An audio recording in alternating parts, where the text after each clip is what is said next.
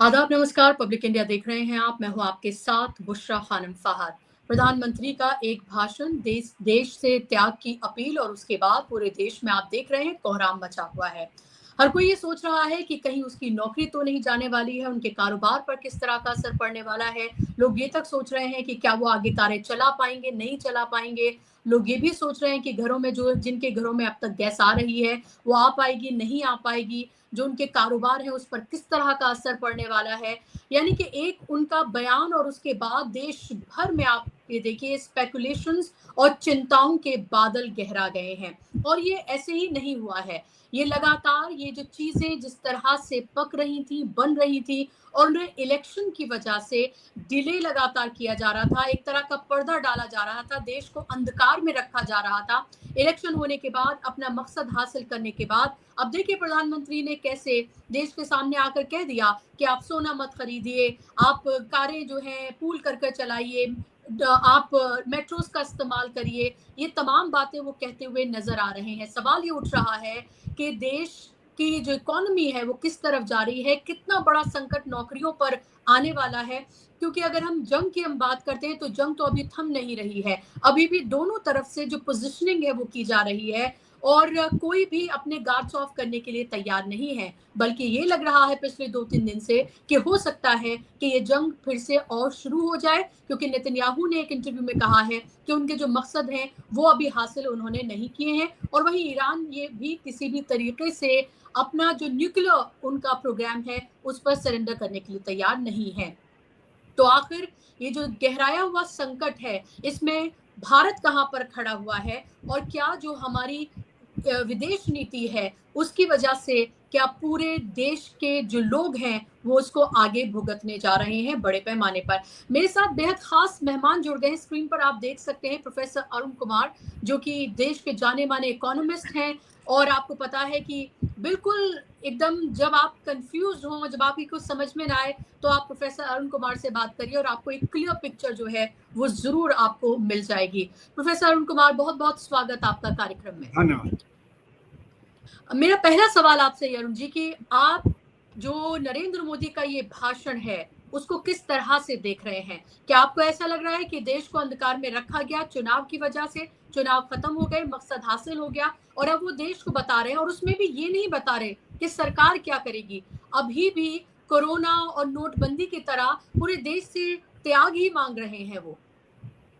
देखिए, मेरा मानना है कि 28 फरवरी को जब ये युद्ध शुरू हुआ था पश्चिम एशिया में, तो जी। तब से क्राइसिस शुरू हुआ था। तो प्रधानमंत्री जी ने जो कल बोला और आज दोबारा बड़ौदा में बोला, वो ये नहीं कि सिर्फ कल ही बोला, आज उन्होंने दोबारा वो चीज़ें रिपीट की हैं जो उन्होंने कल बोली थी। तो 73 दिन देर से बोल रहे हैं वो, क्योंकि पहले दिन से ही लग रहा था कि युद्ध तो लंबा खिंच सकता है। जैसे कि इराक में युद्ध सालों चला, अफगानिस्तान में चला, सीरिया में चला, जगह जगह चला, और ये भी जब पैलेस्टाइन में चल रहा था, यूक्रेन में 4 साल से चल रहा था। तो ये जो सप्लाई शॉक है, इसकी आशंका यही थी कि ये भी लंबा चलेगा। तो सप्लाई शॉक का मतलब ये होता है कि एक तो एनर्जी की शॉर्टेज हो गई, क्योंकि दुनिया का 20% जो कच्चा तेल और गैस है वो खाड़ी के थ्रू आता है, ये हॉर्मुज स्ट्रेट के थ्रू। तो वहां से जब बंद हो गया तो 20% की सप्लाई बंद हो गई। तो माना जाए कि दुनिया में एक शॉर्टेज हो गई एनर्जी की। तो एनर्जी की शॉर्टेज का मतलब है कि देखिए, एनर्जी तो सब चीज़ में इस्तेमाल होती है, प्रोडक्शन में भी, डिस्ट्रीब्यूशन में भी और कंजम्पशन में भी। घर में खाना बनाना है तो एनर्जी चाहिए, आपको जो सामान इधर से उधर ढोना है, मार्केट में बेचना है तो एनर्जी चाहिए, आपको उत्पादन करना है तो एनर्जी चाहिए, कृषि में भी एनर्जी चाहिए, इंडस्ट्री में भी चाहिए, सर्विसेज में भी चाहिए। तो जब एनर्जी की शॉर्टेज होगी, और हम तो 85% अपना क्रूड बाहर से मंगाते हैं, 60% गैस बाहर से आती है, तो जब दुनिया में शॉर्टेज है तो हमारे यहाँ भी शॉर्टेज होगी ही होगी। तो इसलिए हमारा उत्पादन पे असर पड़ेगा, हमारे खाने पीने पे असर पड़ेगा। गरीब आदमी तो घर पे खाना नहीं बना पा रहा था, उसका जो गैस का सिलेंडर जो 100 रुपए किलो में भरवाता था वो 500 रुपए किलो हो गया, जबकि उसकी आमदनी 10-11 हज़ार रुपए से कम है। तो उसके ऊपर तो 4-5 हज़ार रुपए का बोझा पड़ गया। उसके तो इन्फ्लेशन का रेट 50% से ऊपर चला गया, तो उसकी जो हालत खराब हो गई, हो तो गांव से शहर जाने को तैयार हो गया और बहुत लोग पलायन भी कर गए। तो यानी कि कुल मिला के ये स्थिति खराब होनी थी। अब इसमें सिर्फ एनर्जी नहीं है, क्रूड के साथ साथ और भी बहुत सारी चीजें निकलती हैं, जैसे सल्फर निकलता है, सल्फर से सल्फ्यूरिक एसिड बनता है, सल्फ्यूरिक एसिड माइनिंग में इस्तेमाल होता है। तो जब सल्फर की शॉर्टेज होगी तो माइनिंग पे भी असर पड़ेगा। जब क्रूड ऑयल से फर्टिलाइजर होता है, फर्टिलाइजर की शॉर्टेज होगी तो खाने पीने पे असर पड़ेगा। और बहुत बड़ी मात्रा में फर्टिलाइजर जो खाड़ी के देशों से आता है, तो एक तो हमारे यहाँ उत्पादन कम हो गया, दूसरे बाहर से जो आ रहा है वो, तो हमारे जो कृषि पे असर पड़ेगा। फिर प्लास्टिक्स इंडस्ट्री पे पड़ेगा, फार्मास्यूटिकल इंडस्ट्री पे पड़ेगा, क्योंकि ये सब चीज़ों भी जो उससे निकलती हैं। पैकेजिंग इंडस्ट्री पे तो हर चीज़ तो पैकेज होती है, तो पैकेजिंग के बिना जो सामान नहीं बिकेगा तो उस पर भी असर पड़ेगा। फिर जैसे गैस का इस्तेमाल मोरबी में टाइल बनाने में होता है, तो सिरेमिक टाइल का उत्पादन बंद हो गया। खुर्जा में सिरेमिक्स का उत्पादन होता है, वो बंद हो गया, बहुत कम हो गया। फिर कारों के जब पेंट शॉप में आपको जो गैस इस्तेमाल करनी पड़ती है हीटिंग के लिए, तो कारों को पेंट करे बिना तो कारें निकलेंगी नहीं, तो कारों के उत्पादन पे असर पड़ेगा। यानी कि second round third round effect तो सभी चीज़ों पे है। और जब शॉर्टेज होती है तो दाम बढ़ जाते हैं, जैसे गैस के दाम बढ़ गए, बाकी जो फर्टिलाइजर के दाम भी बढ़ गए, काला बाजारी हो रही है। जो गैस के जब 500 रुपये का जो किलोग्राम भरते हैं तो काला बाजारी कर रहे हैं। उसी तरह फर्टिलाइजर में काला बाजारी हो रही है, वहाँ पे शॉर्टेज हो गई है। उसी तरह और चीज़ों में जहाँ पे हो रही है सब में दाम बढ़ गए। जैसे कि जो चाय अगर जो ढाबे में 10 रुपए की मिलती थी तो गरीब को अब 20 रुपए खर्च करना पड़ रहा है, क्योंकि लोगों ने दाम दुगने कर दिए हैं। वो कह रहे हैं गैस नहीं मिल रही है। कई जो होटल रेस्टोरेंट बंद हो गए, क्योंकि जो खाना बनाना चाहते तो बना नहीं पा रहे हैं, तो इसलिए होटल रेस्टोरेंट बन गए। तो इसलिए उत्पादन पे असर जब पड़ेगा तो रोजगार पे असर पड़ेगा। तो एक तरफ दाम बढ़ रहे हैं, दूसरी तरफ रोजगार पे असर पड़ रहा है। इसको हम बोलते हैं स्टैगफ्लेशन की स्थिति। ये स्टैगफ्लेशन की स्थिति तो देश में आ ही गई है, गरीबों के लिए खासकर, क्योंकि उनका तो जॉब भी जा रहा है, उनके दाम भी बढ़ रहे हैं, उनका बजट सारा डिस्टर्ब हो गया है। तो स्टैगफ्लेशन की स्थिति से डील करना सरकार के लिए मुश्किल होता है। अब क्या हुआ है कि हमने 73 दिन ये सब अनाउंस नहीं किया। हमने कहा सब ठीक है, हमारे पास गैस के भंडार हैं, हमारे पास तेल के भंडार हैं। लेकिन क्या हो रहा था कि जब बाहर से कच्चा तेल तो कम आ रहा था, गैस भी कम आ रही थी, तो जो हमारे जो रिफाइनरी के पास स्टॉक्स थे वो धीरे धीरे कम हो रहे हैं। जो उनके पास क्रूड का स्टॉक था वो धीरे धीरे कम हो रहा है। फिर हमारी रिफाइनरी जो प्राइवेट सेक्टर की है, वो जब रिफाइंड प्रोडक्ट जब यूरोप में बेच रही थी 20 से 30%, तो वो जो हमारा कच्चा तेल बचना चाहिए था वो हम जब प्रॉफिट कमा रहे थे उससे, रिलायंस इंडस्ट्री और नायरा वगैरह प्राइवेट जो इंडस्ट्री, तो उससे हमारे कच्चे तेल के भंडार कम हो रहे थे, हमारे फिनिश प्रोडक्ट के भंडार कम हो रहे थे। इसीलिए जब 73 दिन की देरी हो गई, जब हमने कदम नहीं उठाए, तो अब लग रहा है कि अब बहुत ज़्यादा शॉर्टेज हो रही है। और खासकर जो अभी डेटा आया पिछले हफ्ते कि मार्च में अभी हमने 40% पिछले साल मार्च के मुताबिक कम क्रूड ऑयल लिया है, क्योंकि मार्केट में अवेलेबल नहीं है। तो जब 40% बाहर से कम है और हम धड़ाधड़ 20 से 30% बाहर बेच रहे हैं, तो हमारे स्टॉक्स तो कम होंगे ही होंगे। तो हमारे स्टॉक्स जब कम होंगे तो आने वाले समय में स्थिति बिगड़ जाएगी। इसीलिए सरकार अब कह रही है कि अब हमें अपना तेल बचाना है। आप कार पूलिंग करिए, आप जो पब्लिक सेक्टर ट्रांसपोर्ट लीजिए, आप प्राइवेट कारों में के। ये मैंने 1 मार्च को जो अपना मेरा लेख लिखा था उसमें मैंने ये सब बातें रखी थी। अगर हम ये तब से करते होते तो हमारे स्टॉक्स बचे होते, हम और 2-3-4 महीने खींच लेते। अब क्योंकि स्टॉक्स कम हो रहे हैं तो ये परेशानी बढ़ रही है। तो इसलिए सरकार जो कह रही है वो 73 दिन लेट, क्योंकि जैसे आपने सही कहा इलेक्शन थे, इलेक्शन में वो बातें करना नहीं चाहते थे, वो दाम बढ़ाना नहीं चाहते थे, तो इसलिए उन्होंने ये देर किया। लेकिन ये तो उसी तरह जैसे कोरोना काल में जब पता था कि जब सब क्राउड जो गैदर करेगा उससे फिर जब महामारी फैलेगी, तो हमने संगम, हमने जो हमारा जो ये होता है जो पर्व होता है, में जो कुंभ, इलाहाबाद में कुंभ का वो हरिद्वार में हुआ, बहुत बड़ा हुआ। उसमें सुपर स्प्रेडर हो गया, क्योंकि वहां पे लोग आए सारे देश से और वो सारे देश में फैल गया। इलेक्शन को हमने नहीं रोका, क्योंकि जो इलेक्शन में जो हमको जीतना था, तो इलेक्शन में भी जो सुपर स्प्रेडर हो गया। उसी तरह अभी भी क्योंकि इलेक्शन था, इसलिए हमने टाइम से नहीं अनाउंस किया, हमने कदम नहीं उठाए जो कदम आज उठाए जा रहे हैं। क्योंकि देखिए फॉरेन एक्सचेंज की शॉर्टेज तो होगी, क्योंकि एक तरफ आपका इंपोर्ट का बिल बढ़ जाएगा क्योंकि सब दाम बढ़ गए, दूसरी तरफ एक्सपोर्ट कम हो जाएगा क्योंकि बाकी देश अब माल कम खरीदेंगे।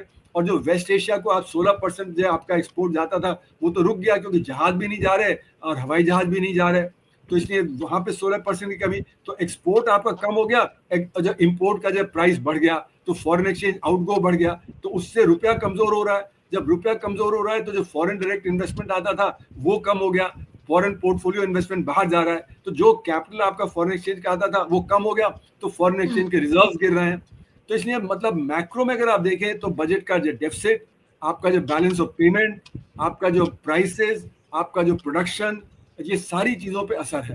तो ये असर कम होता अगर हम शुरू में ही ये कदम उठा लेते। बहुत सारे क्या देशों ने तो अभी आपको ये लग रहा है अरुण जी कि अभी क्या इमरजेंसी जैसी सिचुएशन है?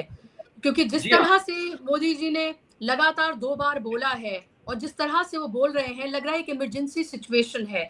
पहला सवाल तो ये और इसी से जुड़ा सवाल मेरा ये कि वो कौन से स्टेप्स थे जो आपको ये लग रहा था कि अगर सरकार ने सही वक़्त पर उठा लिए होते, कारपूलिंग और ये सब तो ये एक तो ये आप जनता के ऊपर एक तरह से भार डाल रहे हैं। लेकिन क्या आपको लग रहा है कि जिस तरह से रशिया से तेल का जो अमेरिका जिस तरह से उसने शर्तें लगाई या ईरान से जो हमारे रिश्ते थोड़े खटास पैदा हुई, क्या इस सब का भी असर है जो इस पर नजर आ रहा है? देखिए, ये बात सही है कि हमने जो अमेरिका पे ज़्यादा निर्भरता हुई, इसलिए ईरान से हमने तेल लेना 2019 के बाद से बंद कर दिया था, क्योंकि उन्होंने कहा हम सैंक्शन कर देंगे, तो हमने लेना बंद कर दिया था। रूस पे भी दबाव पड़ा, पर खैर इस दौरान क्योंकि अमेरिका को लगा कि अगर रूस का भी तेल नहीं बिकेगा तो शॉर्टेज बहुत ज़्यादा बढ़ जाएगी, तो इसलिए उन्होंने अलाउ कर दिया। तो 1 महीने हमने लिया, लेकिन पहले हमें जो सस्ते दाम पे मिलता था, अब महँगे दाम पे मिला। लेकिन सबसे बड़ी बात ये है कि आपके पास जब एनर्जी की शॉर्टेज होगी, तो आपका उत्पादन पे असर पड़ेगा, आपको कटौती करनी पड़ेगी। लेकिन आपको कटौती करनी चाहिए थी 73 दिन पहले से ही।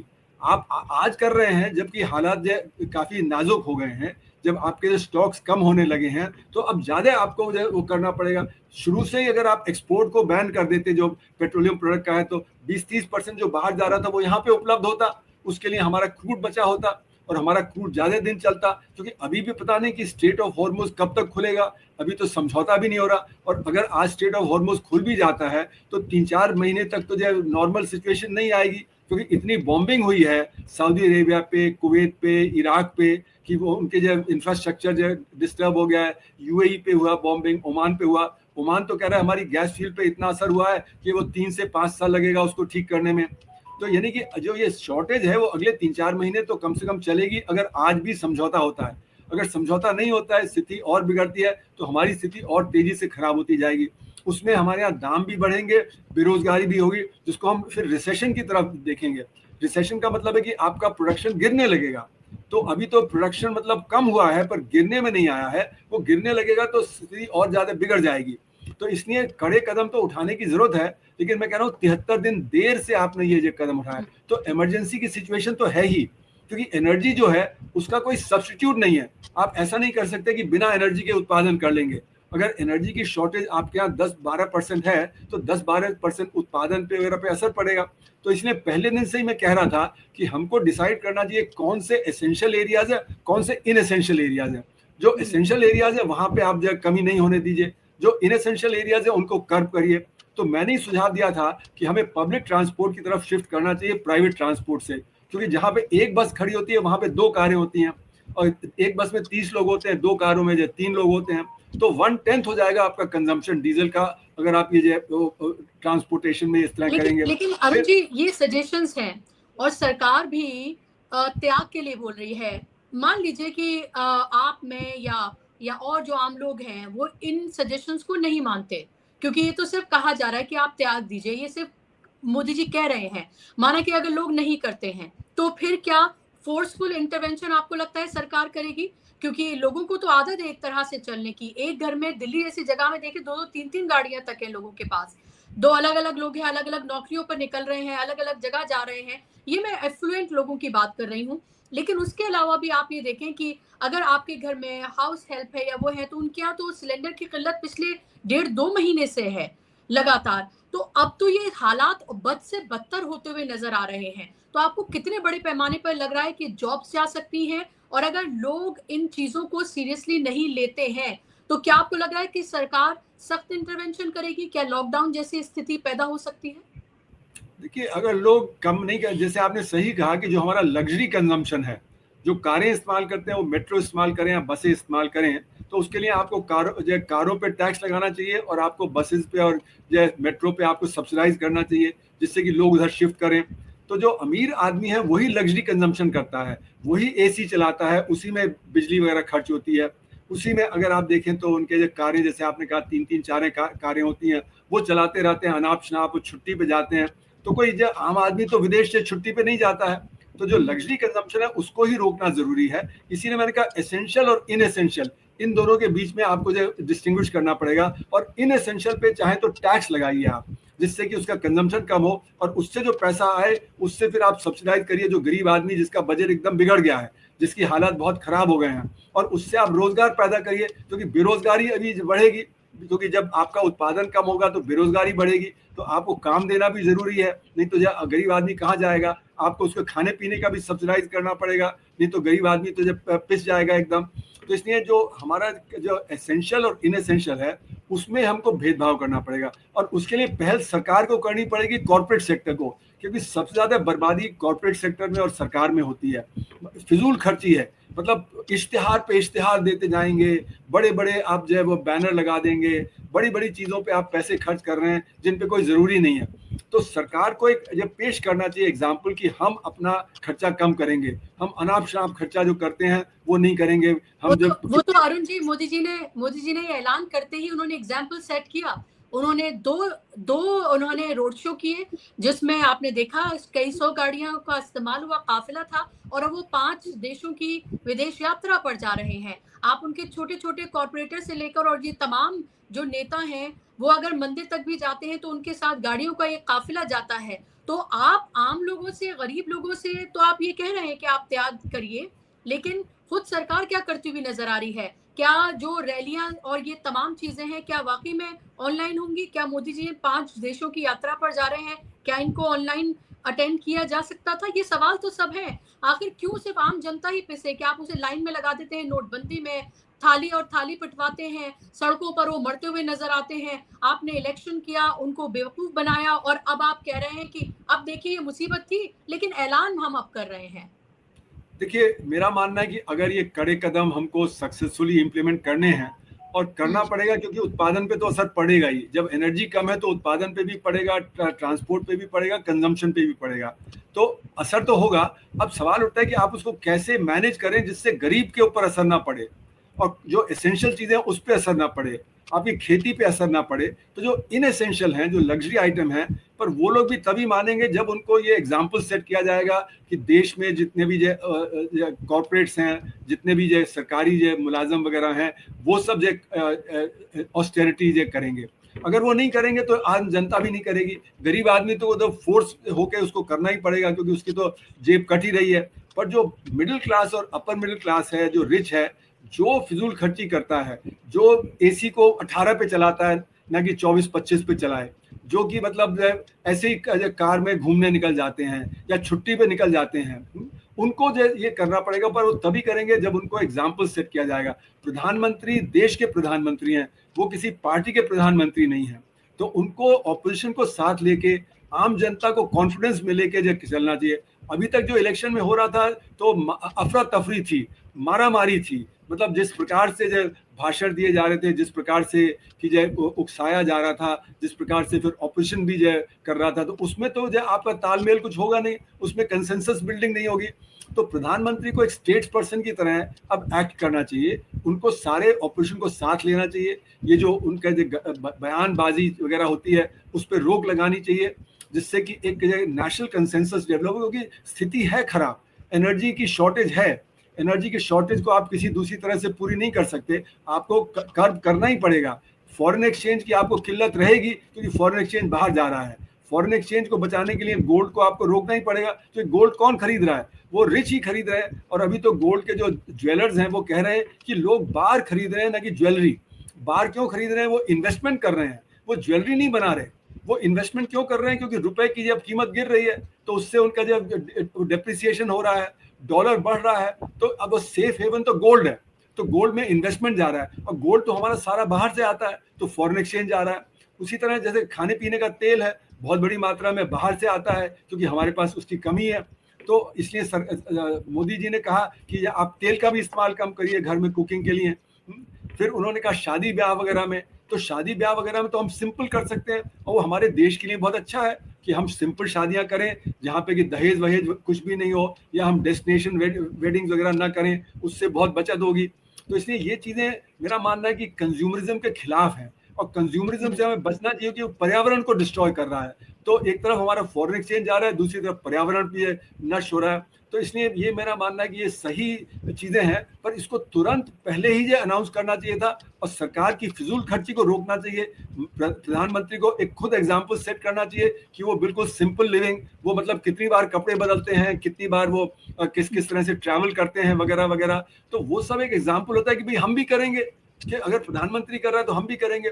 तो प्रधानमंत्री जी को एक एग्जाम्पल सेट करना चाहिए अपने आप से कि मैं कंजर्व करूंगा। अब चलिए फॉरेन ट्रैवल का तो ये है कि वो जो मतलब एक यूएई जाना जरूरी इस समय है, क्योंकि जो यूएई से हमारा जो स्ट्रेटेजिक वो है और ईरान और यूएई के बीच में तनी हुई है। तो चलिए माना कि जो कुछ तो फॉरेन मतलब जो रिलेशनशिप के लिए ट्रैवल करना पड़ेगा, जो बाकी फिजूल खर्ची है उस पर तो तुरंत रोक लगनी चाहिए।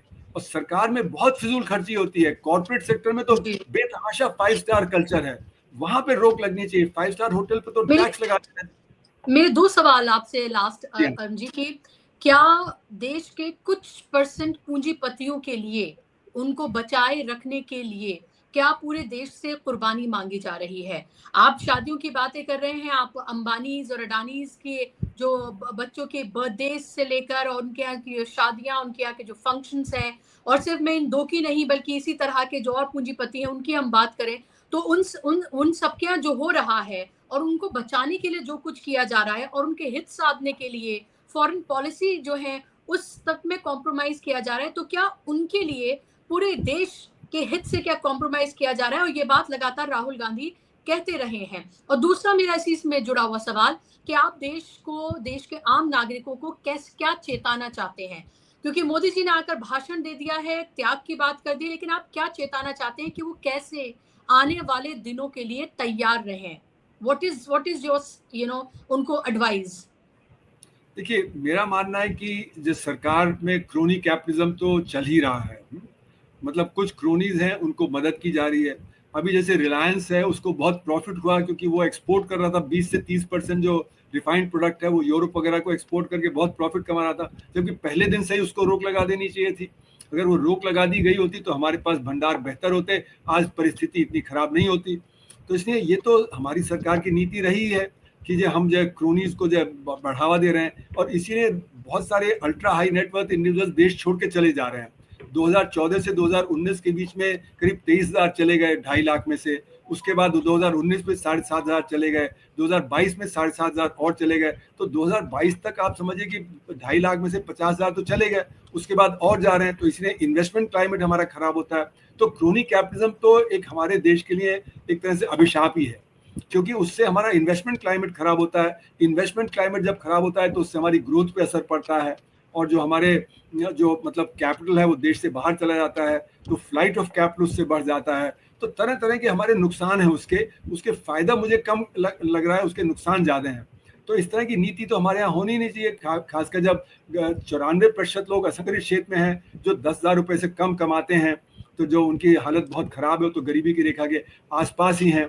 तो गरीबी बहुत है, तो हम अगर क्रोनीज को ही फायदा पहुंचाते रहेंगे तो देश कैसे चलेगा? और विकसित देश बनने के लिए सिर्फ 6% जो संग्रह क्षेत्र में, उसके आधार पे हम विकसित नहीं हो सकते। हमें तो 94% को भी विकसित करना पड़ेगा, तभी विकसित देश बनेंगे। तो हमें तो इक्विटी लानी है, इक्विटी लाना बहुत जरूरी है। हम ये अपना जो प्रोग्राम है, अपनी जो पॉलिसीज हैं, वो सिर्फ क्रोनीज के बेसिस पे नहीं चला सकते हैं। और जो दूसरी रही बात की जाए लोगों को, तो इस समय देश के सामने एक युद्ध जैसी समस्या है। कमर कस के हमको ये काम करना पड़ेगा, और उसमें गरीब को मदद करना पड़ेगा, क्योंकि गरीब की हालत सबसे पतली है, वही इसको नहीं झेल पाएगा। तो हमारे यहाँ डायरेक्ट टैक्सेस का इस्तेमाल करते हुए पैसे रिसोर्सेज को रेज करना चाहिए, जिससे कि हम गरीब की मदद कर सकें। तो गरीब आदमी इसको नहीं झेल पाएगा, उसके बच्चों की नौकरी जाएगी, उसकी नौकरी जाएगी, दाम बढ़ेंगे, उसका बजट बिल्कुल अपसेट हो जाएगा, खाने पीने की उसकी प्रॉब्लम हो जाएगी। तो इसलिए हमें सरकार को ये डायरेक्ट टैक्सेस से पैसा रेज करना चाहिए। उसमें वेल्थ टैक्स हो गया, इनकम टैक्स हो गया, कॉर्पोरेट टैक्स हो गया, उसमें आपका स्टेट ड्यूटी हो गया, गिफ्ट टैक्स हो गया, वहां से पैसे उठा के आप इनडायरेक्ट टैक्सेस को कम करिए, क्योंकि इनडायरेक्ट टैक्सेस से इन्फ्लेशन होता है, और इनडायरेक्ट टैक्सेस को जब कम करेंगे तो आपका जो इन्फ्लेशन का रेट जो बढ़ रहा है वो उतना नहीं बढ़ेगा, उसमें थोड़ी आपको मदद मिल जाएगी। और फिर जो बाकी पैसा है उससे आप जो सब्सिडाइज करिए जो गरीब आदमी का कंजम्पशन है, जो उसके जो जॉब क्रिएशन है। तो रूरल एम्प्लॉयमेंट गारंटी स्कीम तो आपने खत्म कर दिया, तो अगर वो गांव भी जाएगा तो वहां काम नहीं मिल रहा है, तो वीबीजी राम जी जो है उसमें आप जो तुरंत जॉब क्रिएशन करना शुरू करिए। और उसमें भी कोई 40% भार जो स्टेट्स के ऊपर है, तो स्टेट्स उतना पैसा दे नहीं पाएंगे, उनका बजट तो वैसे ही बिगड़ रहा है, तो फिर जो उसका जो एम्प्लॉयमेंट जनरेशन है वो कम हो जाएगा। तो उसके लिए सेंटर को और ज्यादा करना चाहिए, क्योंकि सेंटर के पास ही सब ज्यादा रिसोर्सेज हैं, तो सेंटर को एक्ट करना पड़ेगा। और जब वो फिजूल खर्ची रोकेगा तो फिर उसके पास पैसा रहेगा वो एसेंशियल कामों के लिए लगाने के लिए। कॉर्पोरेट सेक्टर है वो भी जब फिजूल खर्ची रोकेगा तो हमारे देश में और रिसोर्सेज होंगे गरीबों की मदद करने के लिए। तो हमें इक्विटेबल पॉलिसी चाहिए आज, जिससे कि देश में सब लोग का भला हो। बिल्कुल, आप बहुत ज़रूरी आपने बात कही और एक तरह से एक क्लियर बिल्कुल पिक्चर जो है आपने देश के सामने रख दी है, चेताया भी है देश को और सरकार को भी। आप सजेस्ट करें कि क्या कुछ किया जा सकता है? क्विक मेरे कन्फ्यूज़न दूर कर दीजिए अरुण जी, क्या अभी भी ये जो इमरजेंसी जैसी सिचुएशन है, इसमें भी क्या जो ऑयल है, वो क्या अभी भी इस तरह की कंपनीज़ एक्सपोर्ट कर रही हैं? जी हाँ, अभी रोका नहीं गया है उसको। उस पे ज़रूर उन्होंने एक्साइज़ ड्यूटी मतलब एक वो एक्सपोर्ट ड्यूटी लगाई है, जिससे कि जो उनका प्रॉफ़िट वहाँ बन रहा था, उसका एक हिस्सा जो सरकार के पास भी आ रहा है। लेकिन अभी वो रोका नहीं है, जबकि उसको रोक देना चाहिए। उससे जितना हमारा रेवेन्यू आ रहा है, उससे ज़्यादा हमारा लॉस हो जाएगा अगर हमारे पास क्रूड के भंडार और कम हो जाएँगे। तो इसलिए एक्सपोर्ट की कोई ज़रूरत ही नहीं है। वो ठीक है कि मतलब हमारा साख थोड़ी कम हो जाएगी इंटरनेशनल मार्केट में कि हमने जो एक्सपोर्ट करना बंद कर दिया, जिन को एक्सपोर्ट कर रहे थे वहाँ पे एक्सपोर्ट नहीं हुआ। पर लेकिन आज देश की ज़रूरत ज़्यादा है, तो हमें देश के हित में देखना है, ना कि हमारे एक्सपोर्टर्स का हित कहाँ पे है, और कितना है। और अगर इज़राइल या अमेरिका के साथ खड़े ना होकर अगर ईरान के साथ जो हमारी पहले पॉलिसी रही थी कि हमारे ईरान से भी अगर दोस्ती रहती तो तब भी क्या इसी तरह का संकट होता अगर हॉर्मुज से, क्योंकि वो अपने फ्रेंडली नेशन को तो दे ही रहे हैं जाने की इजाजत। अमेरिका का ब्लॉकेट तो अभी कुछ दिन से शुरू हुआ है। नहीं, ऐसा है कि देखिए जो वहाँ से जो जहाज़ आ रहे थे, तो जैसे 100 जहाज़ निकलते थे तो 10 ही जहाज़ निकल रहे थे। तो दुनिया में शॉर्टेज तो थी। शॉर्टेज तो मतलब इससे कोई हम बच नहीं सकते हैं, क्योंकि जितना तेल आता था उसका 10% भी नहीं निकल पा रहा था। जैसे कि भारत के अगर 10 जहाज़ रोज़ आते थे, तो अभी 73 दिन में 730 आने चाहिए थे, लेकिन 10-12 ही जहाज़ आए हैं। तो मतलब कि 720 कम जहाज़ आए हैं वहाँ से। तो कम आए तो मतलब यहाँ तो शॉर्टेज तो हो ही गई। और अगर हमारे ईरान से अच्छे संबंध होते तो हो सकता है थोड़ा बहुत हमारे फर्क पड़ता, पर क्योंकि हम 85 से 88% इम्पोर्ट करते हैं, तो वो भी जो कम पड़ता हमारे लिए। तो हमारी परेशानी तो रहती ही रहती, पर ये बात जरूर है कि हमको इंटरनेशनल उसमें एक इक्विटेबल पॉलिसी अपनानी चाहिए। हम पहले रूस की तरफ थे, अब अमेरिका की तरफ हो गए, तो ब्रिक्स में भी हमारे संबंध खराब हो गए। तो ये रूस और अमेरिका और बाकी ब्रिक्स के देश हमें एक अमेरिका का एजेंट की तरह मानने लगे। अब जब अमेरिका ने हमारे पर टैरिफ वगैरह लगाया तो हम ब्रिक्स की तरफ ज्यादा झुकने लगे, हम एससीओ में जाने लगे। पर लेकिन वहां पे अभी हमारी जो साख इतनी है नहीं कि हम वहां पे ज्यादा कुछ कर पाए। नहीं तो हमें ब्रिक्स के साथ अपना ठीक से करना चाहिए, एससीओ के साथ करना चाहिए। और अमेरिका ने जो झटका दिया है वो हमें समझ जाना चाहिए कि अमेरिका हमारा परमानेंट फ्रेंड नहीं है। और अभी आपने देखा ऑब्जर्वर फाउंडेशन में जो वहाँ के डिप्टी सेक्रेटरी आए थे, उन्होंने कह दिया कि जो हमने गलती चीन के साथ की वो हम भारत के साथ नहीं करेंगे। हमने चीन को मदद किया आगे बढ़ने में, हम भारत को वो गलती नहीं करेंगे कि हम भारत को आगे बढ़ने में मदद करेंगे। तो उन्होंने तो साफ कर दिया है कि वो हमारी मदद करने वाले नहीं है, तो हम क्यों उनके पीछे इतना लगे हुए हैं। और पीछे इसलिए लगे हैं कि हम R&D में कमजोर हैं। हमारा R&D में खर्चा 0.65% जीडीपी का है, चीन का 3% है, अमेरिका का 3% है। तो अमेरिका हमसे 100 गुना ज्यादा R&D में खर्च करता है, चीन हमसे 22 गुना ज्यादा है। तो इसलिए वहां पे जो R&D है वो सारी दुनिया में छा गया है। तो अमेरिका का हाई टेक्नोलॉजी में है और जो चाइना का जो मैन्युफैक्चरिंग में है, तो मैन्युफैक्चरिंग हब बन गया है। और इसलिए हमारा $102 बिलियन का ट्रेड डेफिसिट है चाइना के साथ। मतलब हम एक एनिमी नेशन को $102 बिलियन की मदद दे रहे हैं। तो ये स्थिति है कि हमारी R&D इतनी कमजोर है कि हम मतलब जो लो टेक्नोलॉजी आइटम है, जैसे गणेश की मूर्ति है, दिवाली लाइट है, पिचकारी है, मांझा है, वो ले रहे हैं। और हाई टेक्नोलॉजी में हम जो मतलब ऑटोमोबाइल कंपोनेंट्स, इलेक्ट्रॉनिक कंपोनेंट्स, जो API फॉर फार्मास्यूटिकल, और फिर बहुत सारी हमारी फैक्ट्री में उनकी चाइनीज मशीनरी लगी हुई है, वो बिना चाइनीज इंजीनियर काम नहीं कर पाती है। तो हमारी स्थिति इतनी खराब क्यों है? क्योंकि हम R&D में नहीं है। और R&D क्यों नहीं कर रहे? क्योंकि शिक्षा पे हम ध्यान नहीं दे रहे। हमारी हायर एजुकेशन में हम रोक टोक लगा देते हैं। और R&D तो तब डेवलप होता है जब आपकी थिंकिंग फ्री हो। अगर फ्रीली थिंक नहीं करेंगे तो टेक्नोलॉजी डेवलपमेंट वगैरह सब रुक जाता है। तो हम तो यूनिवर्सिटीज पे रोकथाम लगा दे रहे हैं कि आप ये क्रिटिसाइज नहीं कर सकते, वो क्रिटिसाइज नहीं कर सकते। तो अगर हमारी शिक्षा नीति सही होती, R&D पॉलिसी सही होती, तो आज ये हमारी स्थिति नहीं होती कि हम निर्भर हो गए हैं कि चीन से भी दब जाते हैं, रूस से भी दब जाते हैं, अमेरिका से भी दब जाते हैं, और अमेरिका जो कहता है तो उसके चलते ईरान से भी। तो हमारी फॉरेन पॉलिसी में जो ऑटोनॉमी होनी चाहिए वो खत्म हो जा रही है, क्योंकि हमारे पास R&D नहीं है और हम R&D के लिए बाहर वाले देशों पर निर्भर हैं। हमारा light combat aircraft G404 engine पर निर्भर है। G404 इंजन जो उनको हमें 96 देने चाहिए थे, उन्होंने 10 भी नहीं दिए, तो हमारे 10 प्लेन मुश्किल से निकल रहे हैं, जबकि हमें 96 प्लेन बनाने थे। अब हम G414 का इंजन की बात कर रहे हैं, उसका वो समझौता नहीं हो पा रहा है, क्योंकि वो जो टेक्नोलॉजी नहीं देना चाहते हैं। तो हमारी कमजोरी R&D है। चीन ने R&D में जबरदस्त करके एक स्ट्रेटेजिक ऑटोनॉमी क्रिएट कर लिया है। अमेरिका भी उनसे घबराता है। अमेरिका ने वो टैरिफ उनके ऊपर नहीं लगाया जो बाकियों पे लगाया, क्योंकि चीन ने भी उन पर टैरिफ लगा दिया। तो इसलिए हमें अगर इंडिपेंडेंट पॉलिसी करनी है, फॉरेन पॉलिसी, नेशनल पॉलिसी, तो हमें R&D पे और एजुकेशन पे ये बहुत वो करना पड़ेगा। पर ये तो medium term, long term policy है, क्योंकि R&D, हमारा देश बहुत ही फ्यूडल है। हम लोग दबा देते हैं नीचे के लेवल को, जबकि वो फ्यूडलिज्म खत्म हो जाना चाहिए हमारी यूनिवर्सिटीज से और इंस्टीट्यूशन से। जब तक ये फ्यूडलिज्म रहेगा, R&D का एनवायरनमेंट नहीं बिल्ड करेगा। अगर आप पैसा भी लगाएंगे, बिल्कुल आप सही कह रहे हैं, लेकिन रिसर्च एंड डेवलपमेंट की हम बात कर रहे हैं यहाँ पर। रिसर्च एंड डेवलपमेंट, यहाँ तो बहुत अच्छी तरह के रिसर्च एंड डेवलपमेंट्स होते हैं। गौमूत्र और गोबर को लेकर रिसर्च एंड डेवलपमेंट जो है वो किए जाते हैं, रिसर्च की जाती है। और हम ये भी देख रहे हैं कि किस तरह के एजुकेशन मिनिस्टर हैं जो नए अपॉइंट हो रहे हैं, वो भी किस तरह के हैं, जिनका एजुकेशन से दूर दूर तक कोई वास्ता नहीं है। वो महिलाओं के एजुकेशन को लेकर, बच्चों के एजुकेशन को लेकर किस तरह की बातें कर रहे हैं।